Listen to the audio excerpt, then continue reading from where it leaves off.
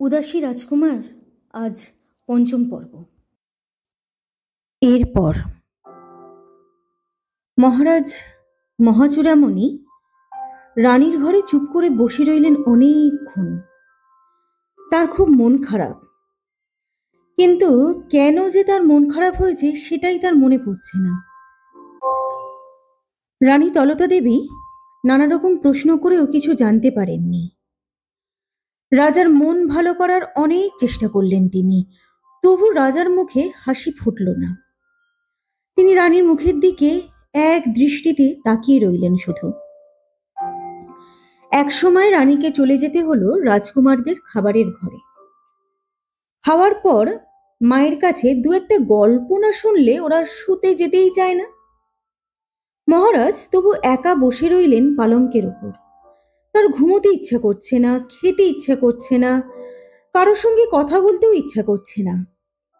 বাইরে বৃষ্টি পড়ছে ঝমঝম করে, ঘন ঘন বিদ্যুৎ চমকে ঘর একবার ঝলসে যাচ্ছে আলোয়, পরের মুহূর্তেই আবার অন্ধকার। ঝড়ের ধাক্কায় উদ্যানের কটি বড় গাছ ভেঙে পড়েছে। সেই গাছে অনেক পাখির বাসা ছিল। সেই পাখিগুলি ভয় পেয়ে অসহায়ভাবে ডাকতে শুরু করেছে। মহারাজ একটুক্ষণ কান পেতে সেই পাখির ডাক শুনলেন। তারপর উঠে এলেন দরজার কাছে। সঙ্গে সঙ্গে দুজন প্রতিহারী এসে দাঁড়ালো দুপাশে। মহারাজ যখন যেদিকে যান এরা আগে আগে ছুটে চলে আর মহারাজের নাম ঘোষণা করে। এখন মহারাজ মহাচূড়ামণি বিরক্তভাবে হাত নেড়ে তাদের সরে যেতে বললেন। অমনি তারা অন্ধকারের মধ্যে মিলিয়ে গেল। মহারাজ একাই ঘুরতে ঘুরতে একসময় এসে হাজির হলেন রাজকুমারদের শয়ন কক্ষে। এই ঘরটিতে মহারাজ আগে কখনো আসেননি। এই রাজপ্রাসাদে যে কতগুলো ঘর আছে তা তিনি নিজেই জানেন না। মস্ত বড় পালঙ্কের ওপর দুই রাজকুমার শুয়েছে দুদিকে। মাঝখানে পা ছড়িয়ে বসে আছেন রানী তলতা দেবী। তিনি দুহাতে দুজনের মাথায় চাপড় দিতে দিতে তাদের দধিচি মুনির গল্প শোনাচ্ছেন। মহাচূড়ামণি নিজেও এই গল্পটা জানেন না। তিনি দাঁড়িয়ে দাঁড়িয়ে শুনতে লাগলেন। দেবরাজ ইন্দ্র এসেছেন দধিচি মুনির কাছে তার শরীরের হাড় চাইতে। এইটুকু বলা হতেই ঘুমিয়ে পড়ল দুই রাজকুমার। তলতা দেবীও থামিয়ে দিলেন গল্প। মহারাজ জিজ্ঞাসা করলেন, তারপর?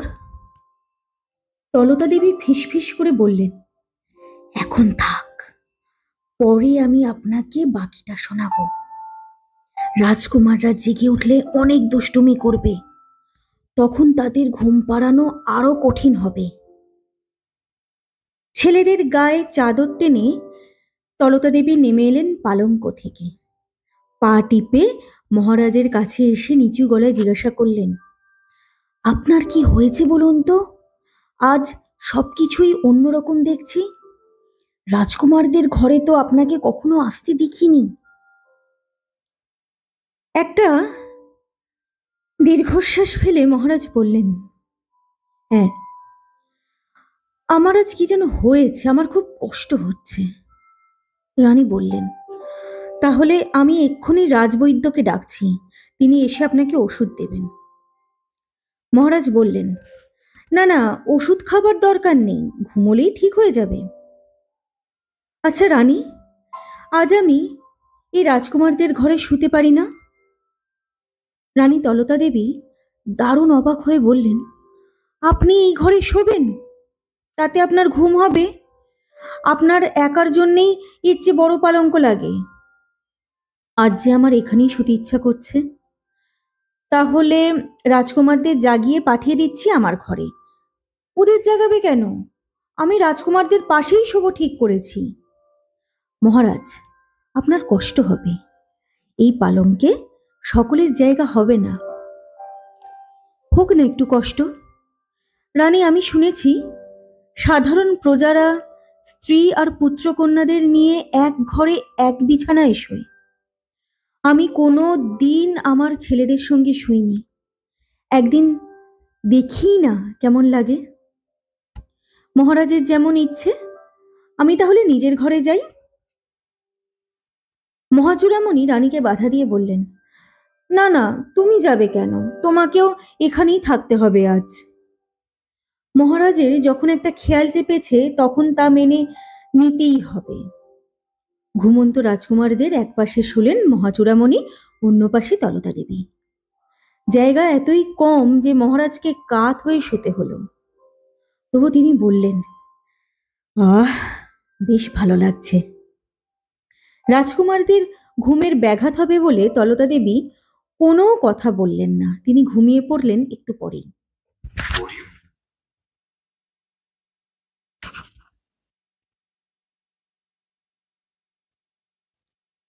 কিছুক্ষণ পরেই তার শরীরে একটা ঝাঁকুনি লাগলো।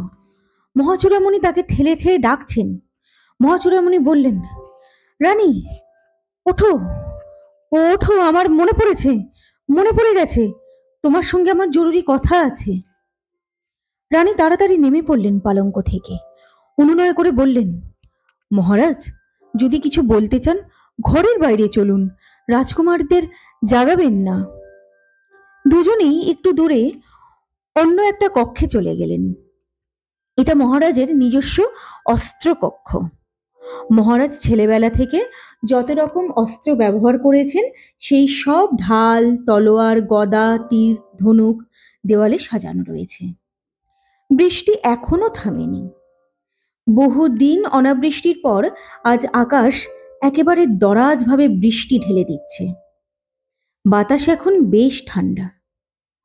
জানলার ধারে এসে চুপ করে দাঁড়িয়ে রইলেন মহাচূড়ামণি। তলতা দেবী কাছে এসে মৃদু গলায় বললেন, মহারাজ, আমাকে ডেকে তুললেন? কই কিছু বলছেন না তো? মহাচূড়ামণি মুখ ফেরালেন। তার দু চোখে জল। শিশুর মতন অভিমান আর কান্না ভরা গলায় বললেন, রানী, আমি তোমাকে এত ভালোবাসি। তুমি আমার পুত্রদের জননী, তবু তুমি আমাকে খুন করতে চাও? রানী তলতা দেবী যেন আকাশ থেকে পড়লেন। বিস্ময়ে তার সুন্দর পাখির ডানার মতন ভ্রু দুটি যেন কপাল ছাড়িয়ে যেতে চাইল। হাহাকারের সুরে তিনি বললেন, এ কি কথা বলছেন মহারাজ? এ কি সাংঘাতিক অলক্ষণে কথা! মহাচূড়ামণি চোখ মুছতে মুছতে বললেন, আমাকে খুন করলে কি তুমি সুখী হবে? একটা বড় গাছ পড়ে গেলে কি পাখিরা সুখী হয়? রানী তলতা দেবী এবার মহারাজের পায়ের কাছে বসে পড়ে আকুলভাবে বললেন, মহারাজ, এমন পাপ কথা আর একবারও উচ্চারণ করবেন না। আপনি শুধু বড় গাছ কেন, আপনি পর্বত। আপনি এ রাজ্যের সকলকে আশ্রয় দিয়েছেন।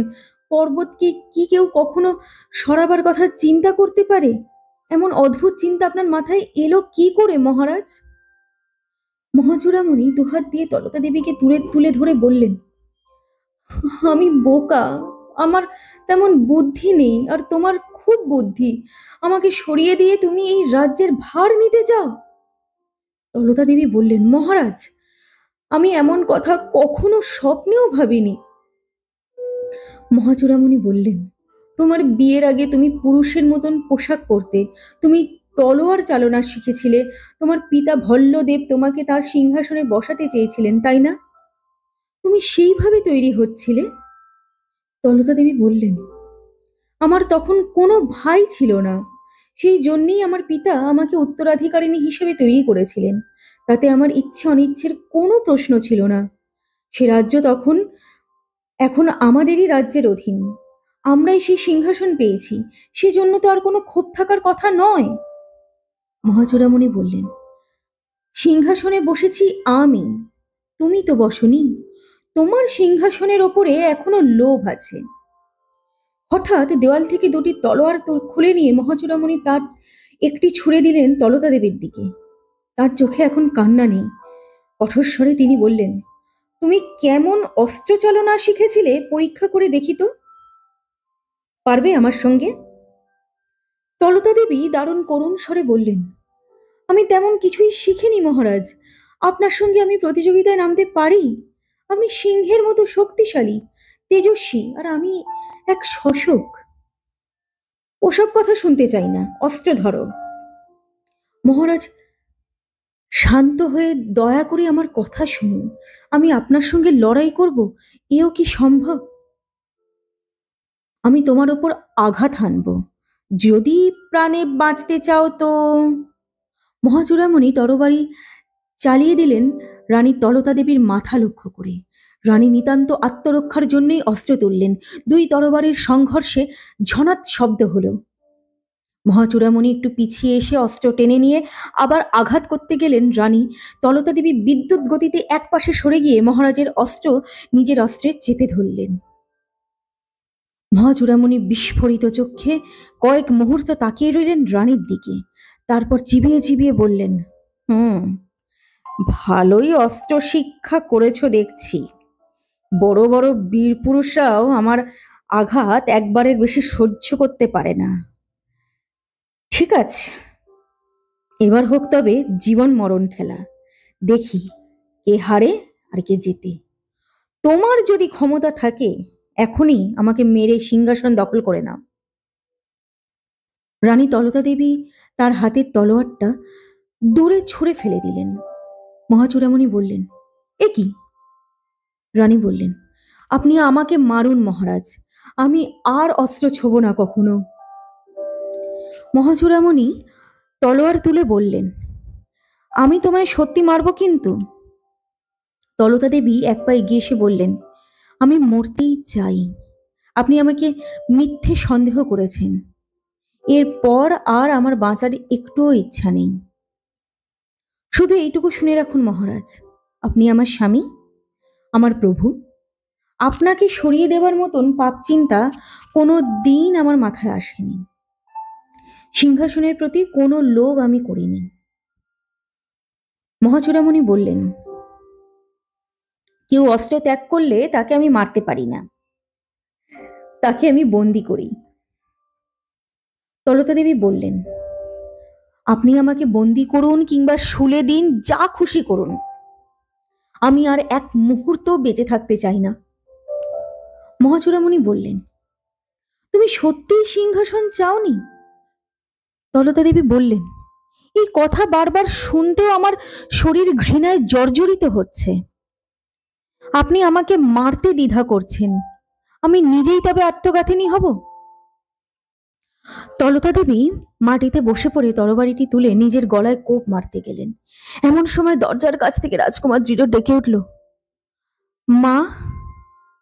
হঠাৎ ঘুম ভেঙে কিছু শব্দ শুনে রাজকুমার দৃঢ় উঠে এসেছে। রানী তলতা দেবীকে এই অবস্থায় দেখে সে আর্তনাদ করে উঠল। তাতেই হাত কেঁপে উঠল তলতা দেবীর। রাজা মহাচূড়ামণি হা হা করে অট্টহাস্য করে উঠলেন।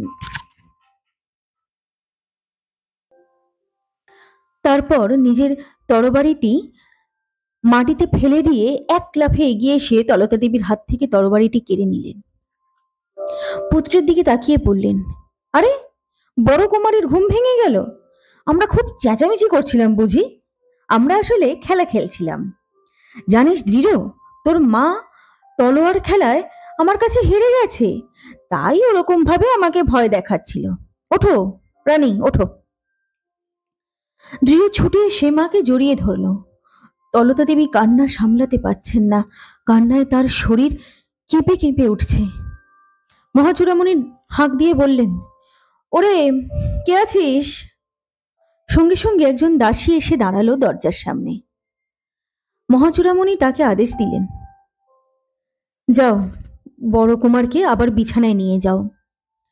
দাসী বড় কুমার দৃঢ়কে সঙ্গে নিয়ে বেরিয়ে যেতেই মহাচূড়ামণি এগিয়ে এসে রানী তলতা দেবীর এক হাত চেপে ধরে আবেগের সঙ্গে বললেন, রানী, রানী, আমি সত্যি মূর্খ, আমার মাথায় কিছুই নেই।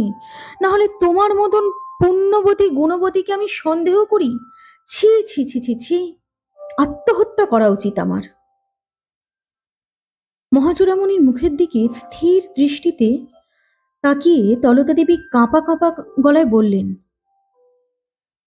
মহারাজ, একবার যখন সন্দেহের কাঁটা আপনার মনে বিঁধেছে তখন তার কিছুতেই যাবে না। আমাকে বিদায় দিন মহারাজ, আমি এই রাজ্য ছেড়ে চলে যেতে চাই। আপনি আমার পুত্র দুটিকে দেখবেন। মহাচূড়ামণি বললেন, আমাকে ক্ষমা করো রানী, বিশ্বাস করো, আমি অন্তর থেকে তোমাকে সত্যিই সন্দেহ করিনি। তুমি চলে গেলে আমার এই রাজ্য চলবে কি করে? তোমার বুদ্ধিতেই তো আমি চলি। শুধু বাহুবল দিয়ে কি আর রাজ্য শাসন করা যায়? তারপর তিনি মহা ক্রোধে চিৎকার করে উঠলেন, প্রতিহারী, প্রতিহারী! এত রাত্রেও চোখের নিমেষে কয়েকজন প্রতিহারী এসে উপস্থিত হলো। তারা আড়াল থেকে সব শুনছিল নিশ্চয়ই। মহারাজ দুবার ডেকেছেন বলে ওদের মধ্য থেকে ঠিক দুজন এগিয়ে এলো সামনে। মহারাজ বললেন, এক্ষুনি মহামন্ত্রী জীবককে এখানে ধরে আনো। সে যে অবস্থাতেই থাকুক, তাকে তোরা সেই অবস্থায় বহন করে আনবি। একটুও বিলম্ব যেন না হয়।